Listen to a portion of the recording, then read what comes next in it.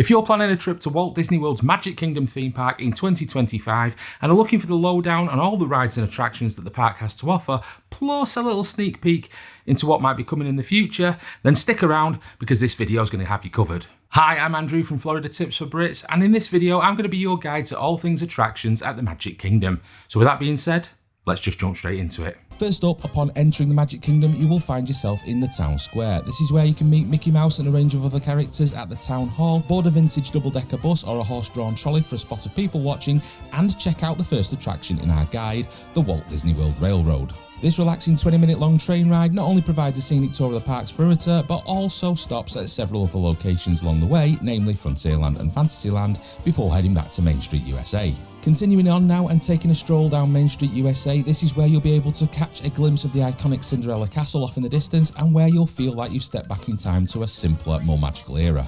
You might be able to catch a whiff of some delicious snacks from the Main Street Bakery, or hear the sweet harmonies of the barbershop quartet, affectionately known as the Dapper Dans, drifting by.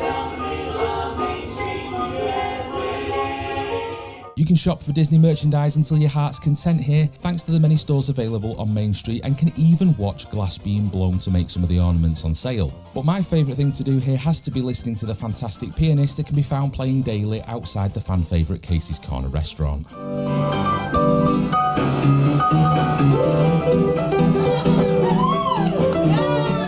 These guys are world class and I love it. Continuing on from Main Street, you'll find yourself in the hub of Magic Kingdom, which serves as a crossroads to the other lands within the park. This is where you can grab a fun pic with the partner's statue of none other than Walt Disney and Mickey Mouse himself, and of course that famous castle.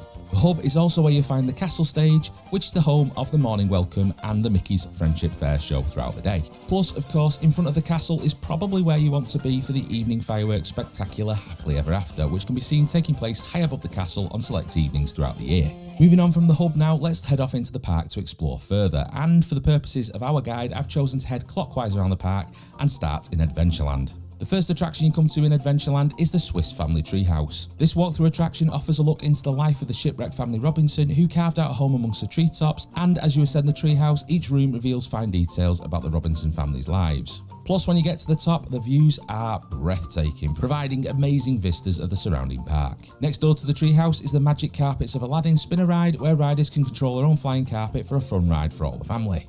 Continuing quickly on now through Adventureland, we find the iconic Jungle Cruise, where guests board boats led by witty skippers through a variety of exotic waterfront locations, complete with audio animatronic wildlife and ancient temples. This ride blends adventure with, let's be honest, dad jokes. And it's great. Next up in Adventureland is going to be the Enchanted Tiki Room, where guests are treated to tropical melodies performed by colourful birds, flowers and tikis that come alive in this Disney classic attraction. It's also air conditioned, which doesn't hurt. Just around the corner from the Jungle Cruise and the Tiki Room, you'll find the Pirates of the Caribbean boat ride. This is actually one of my all-time favourite attractions, by the way. This classic dark ride takes guests back to a time of buccaneers and buried treasure, and once aboard your boat, the waters glide you through Dead Man's Cove, complete with the remains of some ill-fated pirates, and then moments later you'll find yourself being dropped into darkness, only to emerge in the middle of a pirate raid led by Captain Barbossa. From this point, you drift into a town at night filled with all kinds of pirate shenanigans, and of course, a good old-fashioned sprinkling of Captain Jack Sparrow. Moving on now to Frontierland To check out the new Country Bears musical jamboree show. This recently refurbished attraction sees the Bears return with a few extra bells and whistles. They're going to be delivering a new knee-slapping show filled with rockabilly, bluegrass, pop country and Americana spins on popular Disney tunes. And for those who remember the original show, keep your eyes peeled because there are a few hidden Easter eggs along the way. Next up, we're going to be taking a look at Tiana's Bayou Adventure. This attraction sees riders embark on a thrilling journey with Tiana and the jazz-loving alligator Lewis as they traverse the winding waterways to find critter musicians that can jam out to entertain at Tiana's Southern Soiree. Now this musical adventure crescendos with a 50-foot drop that leads you to the grandest celebration this side of the Mississippi. This water ride's fun day or night and is not to be missed. Now for those of you looking for a more laid-back experience, you need only take the exploration rafts over to the nearby Tom Sawyer Island. This island offers a maze of secret trails, mysterious caves and rope bridges, and is inspired by Mark Twain's famous stories, providing an interactive playground and stunning views of the next attraction on our tour, which is Big Thunder Mountain Railroad. Now Big Thunder Mountain Railroad is themed to a gold rush mining town and is surrounded by red rock canyons, and sees guests board mine trains and set off an adventure that winds its way along rickety tracks with stunning visuals and details that immerse guests in the Wild West. The runaway train barrels through vibrant caverns and dark tunnels, blending rich theming and panoramic views in this classic roller coaster fun. Just remember to remove those hats and glasses. Next up is the smallest of the 6 lands at Magic Kingdom. It is Liberty Square, where you can immerse yourself in America's colonial past and check out the Hall of Presidents for a dose of American history complete with lifelike animatronics. Then brace yourself for a spooky adventure at the Haunted Mansion, complete with the amazing stretching room pre-show and the new Hatbox Ghost. This dark ride is one of my kids' favourite attractions at the Magic Kingdom and is not to be missed. Just make sure to watch out for hitchhiking ghosts following you home. From here, we'll head back to the centre of Liberty Square for the Liberty Square Riverboat. The riverboat takes guests on a 20-minute leisurely half-mile ride around the rivers of America aboard the Liberty Belle paddle steamer. Once on board, you're treated to scenic views of the surrounding areas, including Sawyer Island, the Haunted Mansion, and Big Thunder Mountain. Now might be a good time to mention that at the time of recording this video, the rivers of America are due to close sometime in early 2025 for Disney to begin construction on the new Cars Land that's due to feature 2 all-new attractions. So if you do want to experience the Liberty Belle or perhaps take a trip to Tom Sawyer's Island, it's better to do it sooner rather than later. Moving right along now to Fantasyland, which is located right at the heart of Magic Kingdom. The first attraction we come to from our direction of travel is It's a Small World. It's a classic boat ride which immerses visitors in a harmonious global journey full of colourful scenes of children from different cultures dancing and playing, all united by the ride's message of a universal bond of humanity. It's a classic attraction you have to do at least once, just don't ever expect to get the song out of your head.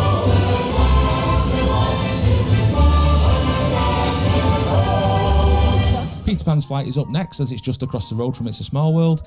Peter Pan's Flight is an indoor track ride where guests are invited to board flying galleons and soar off into the night, thanks to a sprinkle of pixie dust from none other than a cast member. You'll fly over famous settings and scenes from the 1953 classic before diving into the heart of Neverland and Pirates Cove. You'll come face to face with Captain Hook before safely escorting Peter's young companions back to the bustling streets of London. Now be warned, huge wait times for this ride are the norm, mainly due to the fact that it's very slow to load, has quite a low capacity, and it's suitable for all ages. Found in the centre of Fantasyland is a courtyard, and in the centre of that courtyard is the Prince Charming Regal Carousel, where guests are invited on a regal journey aboard intricately designed steeds, and this is actually the oldest attraction at Walt Disney World, having originally been built way back in 1917 before Walt Disney purchased it in 1967 for the Magic Kingdom. This ride's a lot of fun, especially for those younger guests, and doesn't typically have a long wait.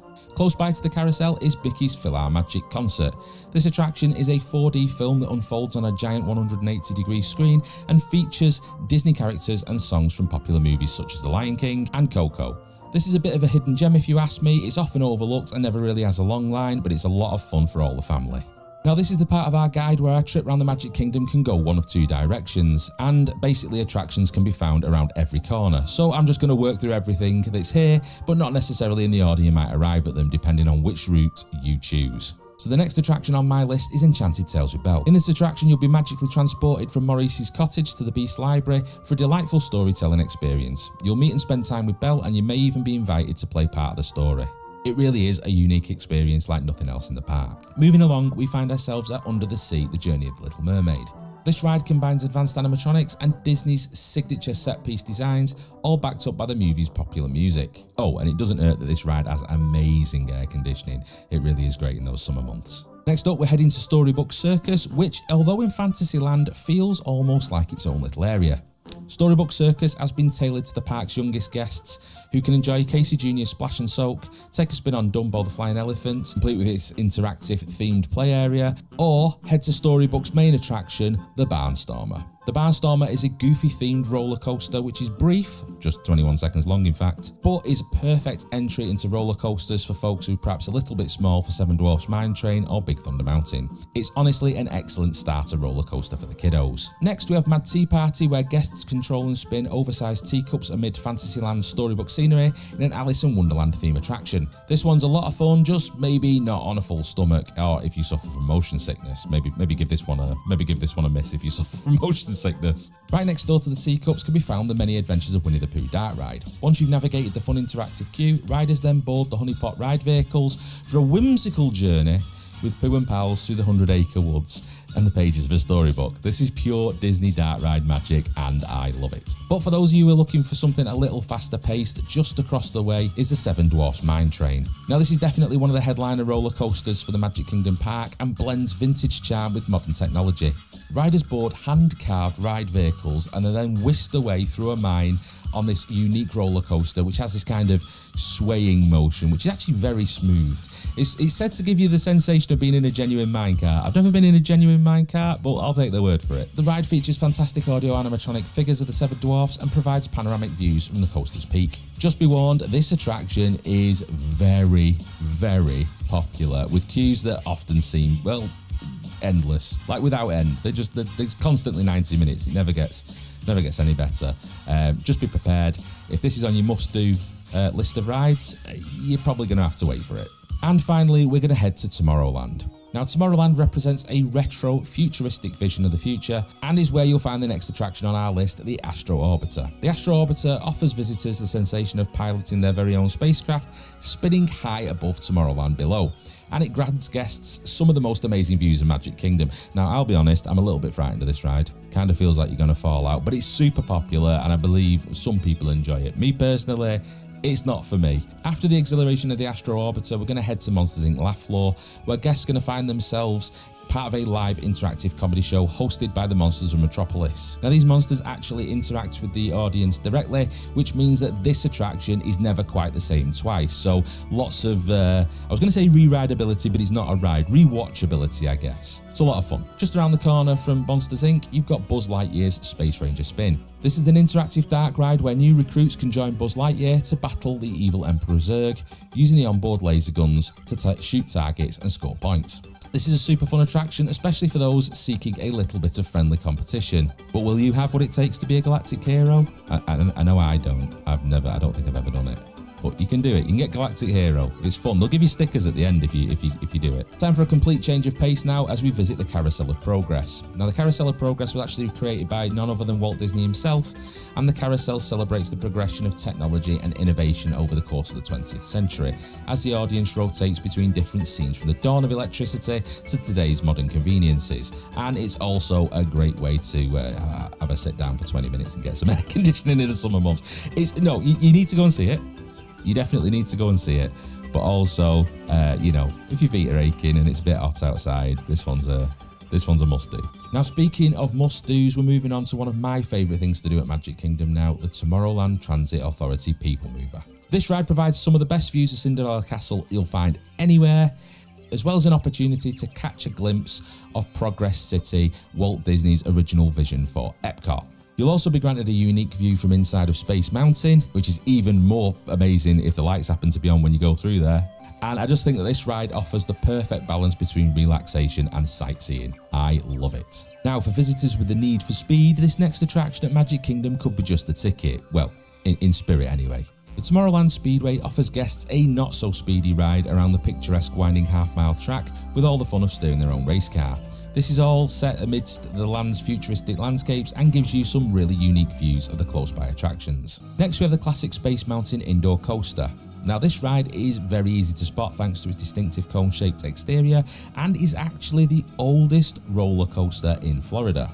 Space Mountain offers thrill seekers an opportunity to zip through the cosmos aboard a rocket ship. Just be prepared for twists, turns and drops in basically complete darkness. From the oldest roller coaster in Florida now to one of the newest, we're heading to Tron Light Cycle Run. Now, Tron Light Cycle Run is inspired, of course, by the Tron movie series and is all being showcased under this spectacular colour-changing canopy known as the Upload Conduit. Once inside the ride, guests are digitised and are offered a chance to catch a glimpse of the light cycles being launched before they themselves get to straddle them.